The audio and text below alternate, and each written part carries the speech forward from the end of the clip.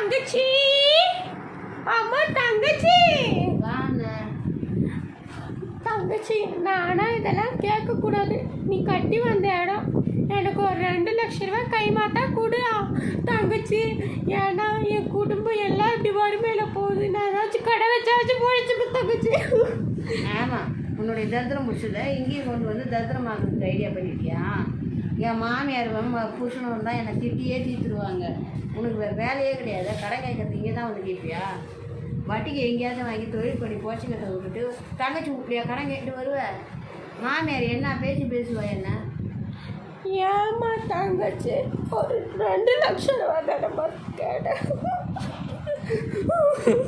இப்போ 2 லட்ச ரூபான்னு அது நோடிச்சு போனால் 4 லட்ச ரூபான்னு இப்படியே மாற்றி கேட்டுங்க இருந்தால் இங்கேருந்து எடுத்து கொடுக்க என்ன சுரங்கமாக வச்சுக்கிறேன்? உன்னை கஷ்டப்பட்டெல்லாம் படிக்க வச்சுன்னு நான் கிளம்புறேம்மா.